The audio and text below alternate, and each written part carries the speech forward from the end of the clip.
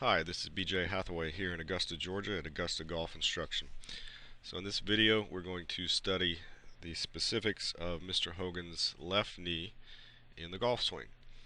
So before we get into that, question for you: do you think at impact your left knee should be straight or should it be bent?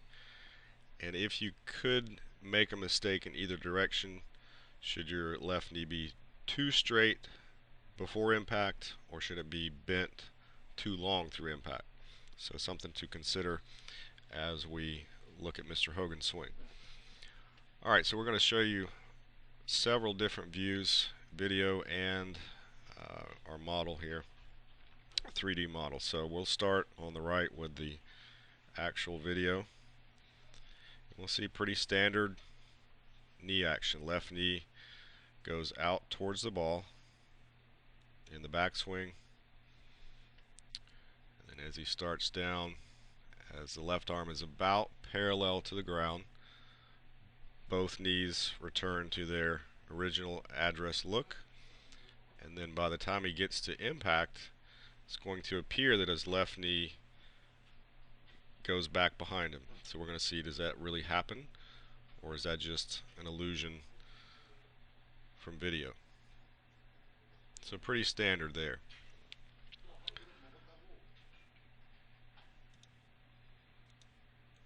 So now let's look at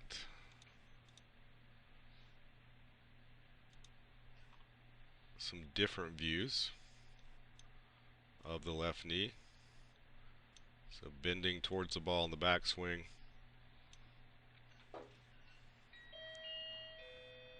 coming into impact. It's hard to get these old videos to move slow enough, but let's see if we can go a couple frames here. So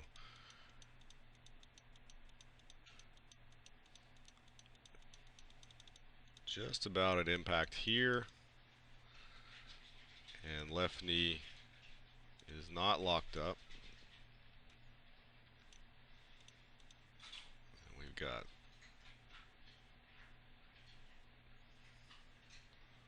some different views. Let me find, here we go. The rear view is actually really makes this a lot clearer.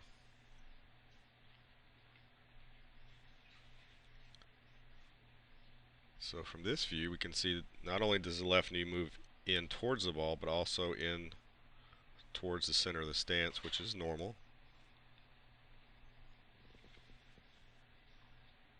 Left knee is going to move back over the top of the left foot,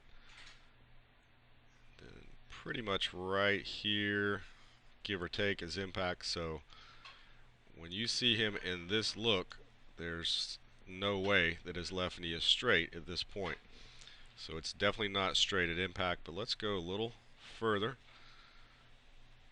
So what I want you to see is he really didn't straighten his left knee until really deep in the follow-through.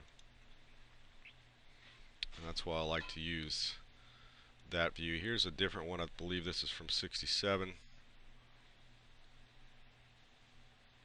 So left knee is going to move forward over the top of the left foot, out past the left foot, and pretty much about here it's going to be very close to impact. And we'll see even here, which his hands are about waist high, left knee's really not snapped into place yet. So now let's look at the 3D model down the line view. I went ahead and marked the location of the left knee at address. And so this circle is going to trace the knee itself. So there's top of swing. There's that point we looked at before. Both knees look to be back in their original address position. Left arm's about parallel to the ground.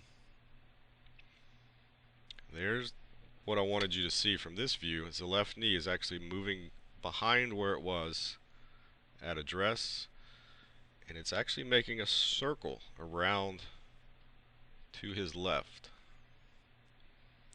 And we'll see again really not until here is the knee completely straight.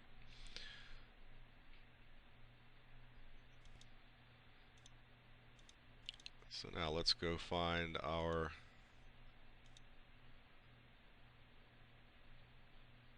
face-on trace of the left knee.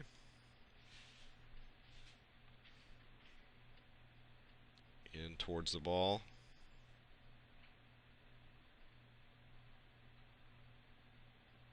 And as he transitions, we'll see that left knee start to move back over the left foot.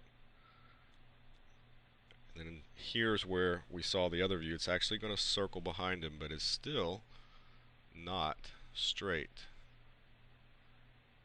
And he's still got a little bit of bend here because we can see this angle. So right here is when it really starts to finally get straight, and I think that's why you see that kind of catapult look that he had in his follow-through. His long right arm really extended, and he kind of really went up into the air very late in the follow-through. So now let's look at the overhead view. Now these model traces are later in his career. It definitely gives a good indication of exactly what his left knee was doing. So here's transition now, moving into the downswing. The left knee is going to start moving back towards getting over the left foot.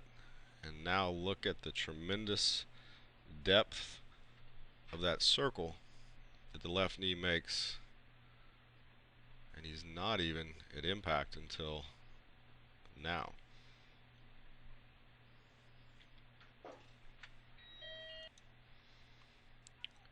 So using that software really makes things clear, because sometimes in video you can't exactly see when does the left knee straighten, but for Mr. Hogan it was very deep into the follow-through when it really got truly straight. So let's look at one more. This is a pretty popular video. So the left knee moves in, and there's that transition move of the left knee moving back over the top of the left foot.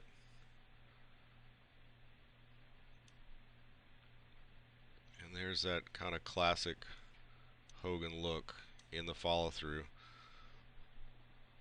His thigh actually angled instead of being straight up and down. So if you're going to model Mr. Hogan's swing, which I think especially for pivot would be a great idea, then we have to really look at specific parts like the knees and how he moved, and then clarify those thoughts in our mind that, should I be locking my left knee? A lot of people these days are talking about using the ground, and I think all that's great research, but to me, a great golf swing does not have a straight left knee at impact, because it forces your body up out of posture too quickly.